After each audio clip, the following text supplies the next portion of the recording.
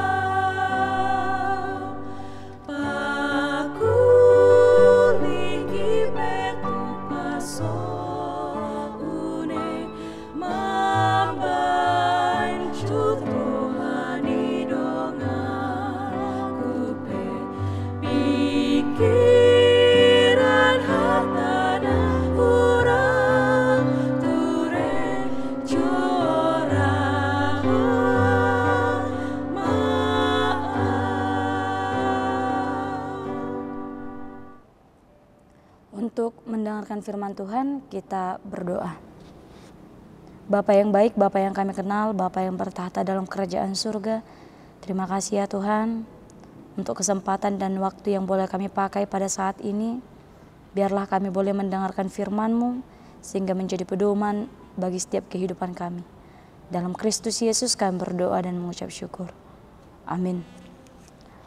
Saudara-saudari yang dikasihi oleh Tuhan Yesus Kristus, firman Tuhan yang menyapa kita pada pagi hari ini ialah yang terdapat dalam Pengkhotbah pasal 5 ayat 1. Saya akan bacakan di tengah-tengah kita.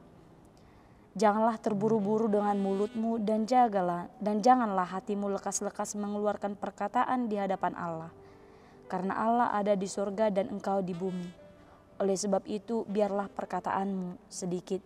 Dalam bahasa Batak dikatakan, unang magirgirhu pamanganmu jala unang hapogan roham madok hata anggo diadopan ni debata ay maringan di surgo do anggo debata di tano odo yang goho di bahini paotik hata-hatam di sido sahatna. Bapak Ibu saudara-saudari yang dikasihi Yesus Kristus, mengendalikan mulut sangatlah penting untuk kita dalam setiap kehidupan kita, karena melalui mulut kita bisa memuji Tuhan, kita bisa menyembah Tuhan, kita bisa mengucapkan kata-kata yang memotivasi teman-teman kita. Tapi tak dapat juga kita pungkiri, melalui mulut juga kita bisa menyakiti orang lain, kita bisa merendahkan orang lain, bahkan kita bisa merusak mental orang lain melalui mulut kita. Maka di sini dalam firman Tuhan, bagaimana nasihat ini untuk mengendalikan mulut kita. Seperti pepatah orang-orang dahulu mengatakan, banyaklah mendengar, sedikitlah berkata-kata. Lebih baik banyak mendengar daripada banyak berkata-kata. Karena dengan banyak mendengar, maka kita akan lebih banyak menerima pembelajaran. Maka melalui pepatah itu kita terlihat jelas begitu pentingnya mengendalikan mulut dan membatasi kata-kata kita terhadap sesama manusia, terlebih kata-kata kepada Tuhan. Maka sadar atau tidak sadar kita mengeluarkan perkataan kepada Tuhan yang tidak layak kita sampaikan. Misalnya ketika kita dalam kesusahan ataupun cita-cita kita tidak bisa kita dapatkan, ataupun banyak sekali persoalan, pencobaan-pencobaan yang datang kepada kita. Kita merasa kita ditinggalkan oleh Tuhan. Oleh karena itu melalui perkataan mulut, kita bisa saja menyalahkan Tuhan. Mengapa harus kepada saya pencobaan-pencobaan itu datang? Kenapa tidak dengan mereka? Kenapa terus silih berganti? Atau mungkin bagi anak-anak sekolah yang masih dalam proses pendidikan, Kenapa harus saya? Kenapa saya tidak mendapatkan prestasi pembelajaran sementara saya sudah belajar? Kenapa Tuhan? Kenapa Tuhan? Sehingga kita mau menyalahkan Tuhan, kita mau marah kepada Tuhan, dan kita mengeluarkan perkataan-perkataan yang tidak patut untuk kita sampaikan kepada Tuhan.